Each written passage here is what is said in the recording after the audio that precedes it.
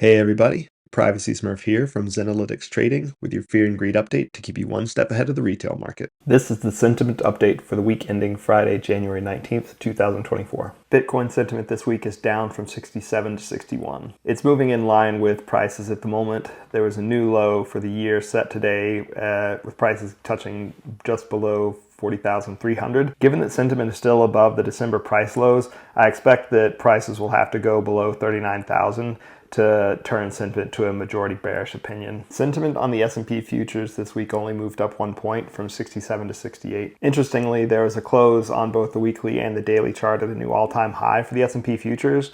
While sentiment wasn't in the greedy extremes, this suggests to me that there's still room to the upside. Based on sentiment, there's no reason to expect a bearish reversal at the moment.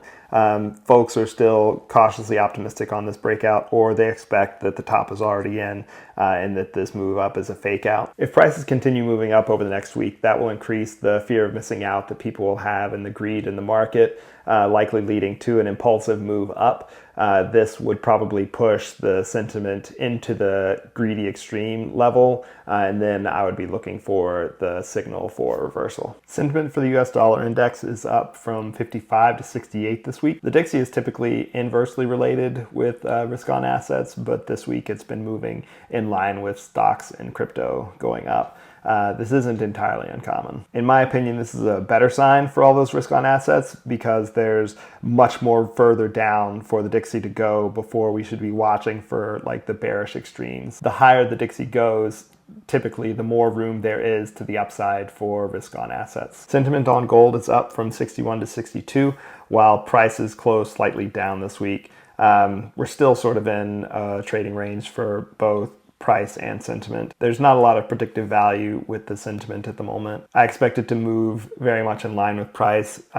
As prices increase above 2100, we'll probably get closer to the greedy extreme range. And as prices trade down from 2000, we'll probably see sentiment move closer to the midline and majority bearish sentiment. Wrapping things up with 30-year bond futures, sentiment is down from 66 to 58 this week.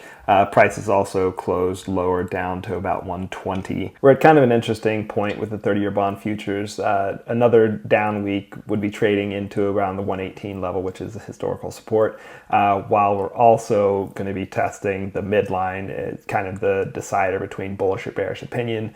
And also, if you're following me on Twitter or got a chance to read the quarterly forecast I put out, you'd know that bonds are at a short-term daily cyclical low, and those are the times when I would be looking for some like higher intraday time frame for a bullish reversal, some sort of price action pattern or signal to look for along. It'll be pretty key next week to be paying attention for some sort of technical signal that will cue up the relief rally for bonds. And that rally could extend out a couple weeks. Just a reminder, sentiment is great as an indicator, but it's really best utilized with some objective form of technical analysis to generate a signal to act on sentiment readings.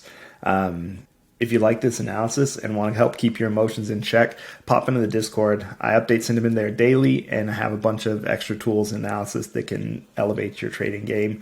Link is in the description, and I'll see you next week.